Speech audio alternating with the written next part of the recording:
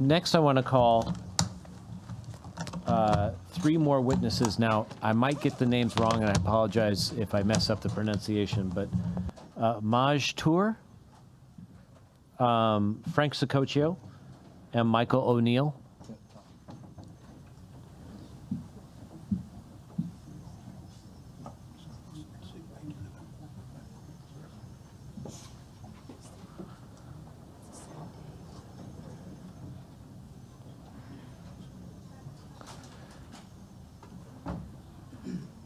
I know Frank and Michael. Mr. Toure, did I get that right? Toure. All right, thank you.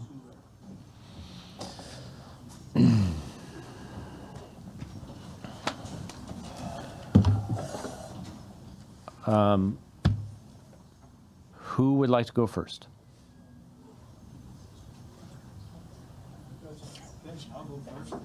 Mr. Toure, just I'll make it brief. tell us who you are and Yep. would like to hear your testimony. Sure. My name is Maj Toure, founder of Black Guns Matter. We are a firearms safety and training and conflict resolution organization. We travel to the areas impacted by the negligence, the ignorance, and the violence associated with the lack of training and education surrounding firearms. We go to the areas that have the most violent crime, and unfortunately, across the nation. And unfortunately, those are the areas that have the most disrespect for the human right to keep and bear arms. That violent crime in those areas are the communities that I live in. I'm from Philadelphia. I live in Philadelphia. And we do the work in the areas that some people would believe that this community should not have the right to defend themselves against criminals and potential tyrants as this moves forward in those directions. So I'll be brief about that. We do the work in the areas that some people would like to be unarmed. And if anyone has questions about that, I can clarify with the information and actual data. That's it. All right.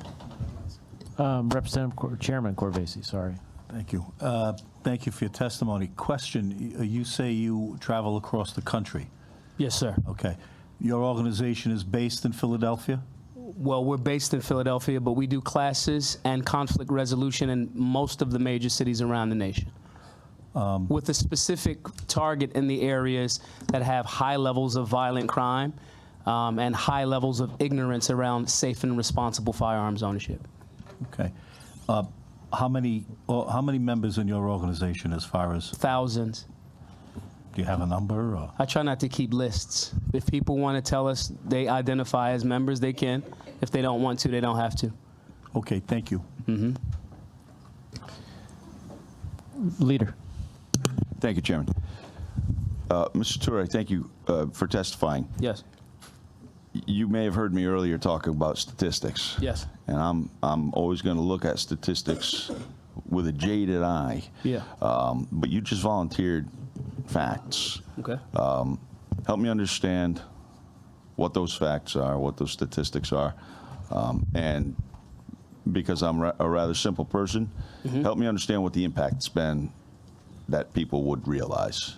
Oh, that's a good question. Well, for one, most of our work, every year we take the cities that have the most homicides. And again, as I stated before, most of those cities that have the higher levels of homicide have more gun control, more of the racist practice of gun control. Because let's be very clear, that's what gun control was started to be, and the outcomes are still the same. I want to make sure we clear on that first. So we go to those areas like Chicago. You know, someone earlier kept mentioning that these bans somehow worked. And the areas that they have these extra rules, they mentioned California, they mentioned New York, they mentioned New Jersey. California has all of the gun control laws. They are disproportionately impacted in black and brown communities, as well as they lead the league in mass shootings. So clearly, that's false. So when we're talking about data and going to these places and picking the places where those homicides are, right? When we started our work in 2016 for numbers, we only did classes in Philadelphia. That's the only place. We didn't have any money to raise because we're crowdfunded. We don't take, big donations from big organizations, just crowdfunded. We only did those classes in Philadelphia. In the year 2016, Philadelphia had the lowest violent crime that it had since 1979. That's not an opinion. That's not a feeling. That is a fact. Those are hardcore data. And the inverse of that is in the year 2021, when we did 0 classes in Philadelphia, Philadelphia had the most homicides that it had ever, 562 unfortunate homicides. So the issue here is education, safe and responsible firearms ownership, not adding more restrictions. Again, Philadelphia, if we're using that as the litmus test here, Philadelphia is an anti-gun city and a very pro-gun state. Philadelphia also has the most homicides of any city in the state of Philadelphia. So that's just kind of a light understanding of the work and some of the impact that we've had. Okay, thank you. You know, you said something fairly provocative I'm going to seize on. Over the years, we've had dialogues where certainly I'm of the opinion, as are many of my colleagues, that there is a disparate impact on minority, Black and brown communities with these laws. Yeah. And I can say why I believe that. But you just said gun control is racist. Yeah. Gun control in general? Gun control in general. And we're not just talking about when it was started during the Black Codes. We're not talking about when the state of North Carolina changed their state constitution to say every able-bodied white man, when it just said man. We're not even talking about that far back. We can talk about now. We talked about the state of California. When you get a license to carry, that is a state-issued license from that state. But unfortunately, for some reason in Compton, Oakland, areas heavily populated by Black and brown people, the license to carry issuance rate is very, very low. But if my friends that live in Beverly Hills, that live in Oak C, Brentwood, their issuance rate is very, very high. Same state, different demographic. The outcomes are the same when you're talking about being charged, when you're talking for possession. Because let's be clear, as a firearms instructor, I want guys and women that use firearms improperly to not defend life. I want them locked under the jail. I want to be very clear about that. But we're not talking about guys that just robbed, raped, or killed. We're talking about guys that simply have a firearm. That is in alignment with the racist practice of gun control. That's why it was created in America. It's not even an argument. I'm open to anyone that has a different perspective, but a perspective and a fact are two different things. Okay, thank you. Yield back to the chair. Any other questions for Mr. Toure? Go ahead. Whip. Could you elaborate? You talk about the history. Could you just dive into the history a little bit more and on the impacts, the desperate impacts on your community that you've seen? I'll give examples. There's a beautiful woman named Rhonda Ezell.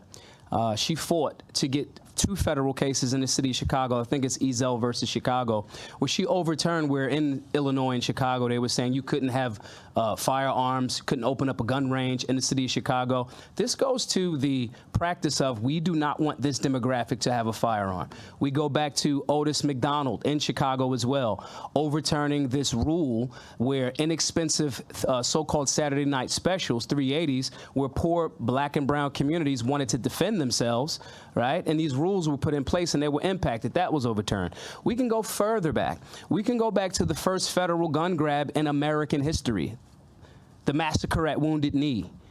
Indigenous people murdered, killed for gun control.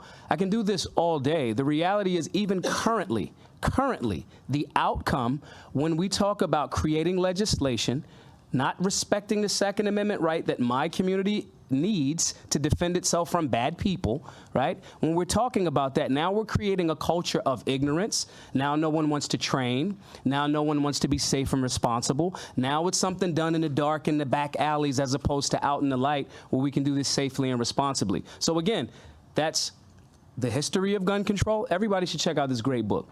It's called Negroes and the Gun by Nicholas Johnson. It's amazing. It's an amazing book. But even if we were to say, well, right now, that isn't everyone. Everyone has to fall in line with gun control. The outcomes are still the same. Again, the lesser issuance of licenses to carry in these states, depending on where you live, as well as the people charged, prosecuted, so forth and so on, for possession of a supposed Second Amendment protected right that we have. And it is not something, you know, it is absolute. Let's be very clear about that. Okay, thank you very much. Yep, go ahead. Thank you for being here to testify this evening. I heard you actually on the radio today. Yeah. Driving in, and fantastic testimony. I think you do an outstanding job in Thank you. getting your message across. Thank you. Thank you.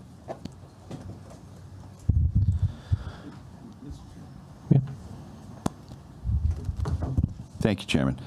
I'm still trying to process, as you can probably see the light bulb in my head, a lot of the stuff you've been saying.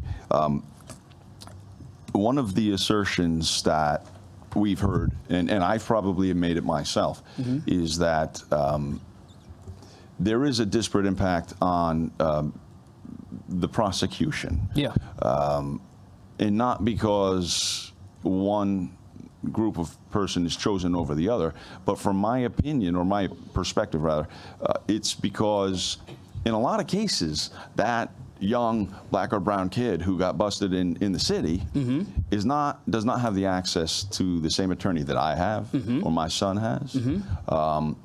And I've sort of observed that just over the 30 years that I've been involved with this issue. Right.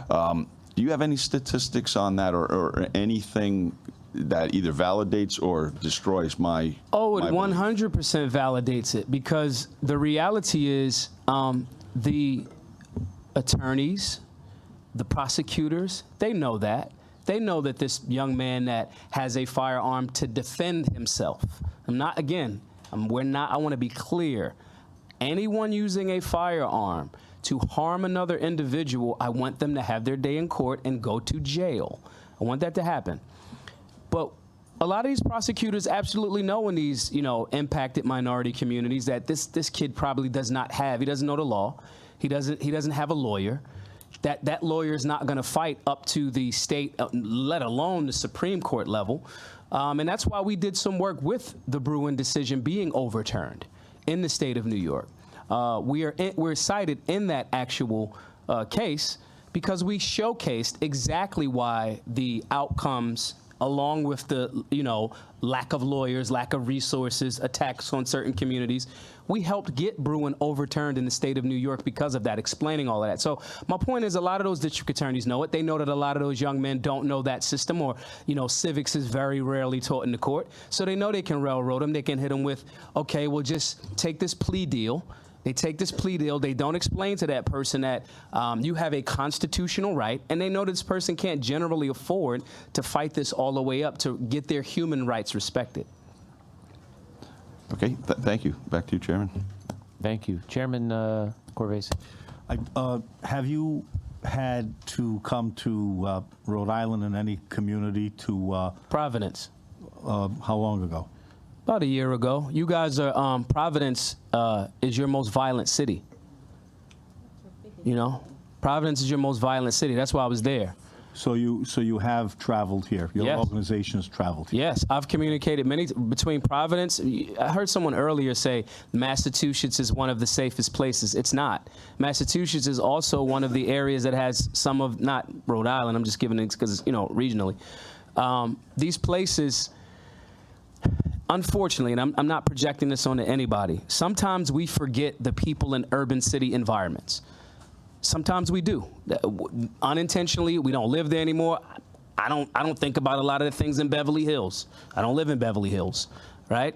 So those areas that we're creating and crafting legislation for, if we're not honest about what that community's human right to defend self is, and we inadvertently group that group of people with the criminals, like the rough guys that may be the small amount of bad guys in Providence, right? We sometimes forget that demographic. So we've done classes there for that reason. And the citizens and law enforcement in the vast majority of these cities are high-fiving us for this work, because we're creating a culture of safe and responsible folks. And when you shift that culture, you have less people prone to try to attack that community. What triggers a decision to come to a particular city or neighborhood? Generally, a lot of times the emails that we get, but in the beginning of the year, we usually take the top 4 to 5 cities that have the most homicides, and we go there first, and we go there the most, right? So usually, right, you guys, it's not going to be Providence, generally, right? It's going to be Chicago. It's going to be St. Louis. It's going to be Philadelphia. It's going to be Detroit. It's going to those areas. The thing, though, is the areas in those cities, even though they have more violent crime and more negligence, right, they still pale in comparison. I mean, they still, even though they're still smaller than states and cities that have more of a respect for the Second Amendment. When you guys keep adding more and more rules, right, the only people that you're restricting are the good people. You're limiting those good people from having the means to defend themselves. We talked about training with law enforcement officers. The fact that more resources are not being fed into law enforcement training and having, like, your hearing, that's a thing. So we should be training and educating, similar to law enforcement. We should be training and educating those citizens to be able to avoid conflict, stop it, potentially defend themselves, and know the laws of their state. That is funding a decrease in violent crime, as opposed to creating more legislation that the bad guys are not going to follow anyway. I live in the place where the bad guys are. They do not follow the rules. Adding more rules only hampers me. Thank you. Any more questions from Mr. Toure? Oh, go ahead, Rep. Casimiro. What was the name of that book you referenced? Negroes and the Gun by Nicholas Johnson. It's The Tradition of Arms. It's a book that talks about the historical impact, politically, socially, as it relates to firearms and the racist practice of gun control, as well as how it morphed into something that, even though we don't call it racist now, the outcomes are still the same. The people negatively impacted by that, in the face of all of the data, the people that are impacted by that are, you know, black and brown folks in America. Thank you very much. Rep, please. All right, Skip. Okay, Mr. Toure, thank you very much for your testimony. Thank you. Appreciate it.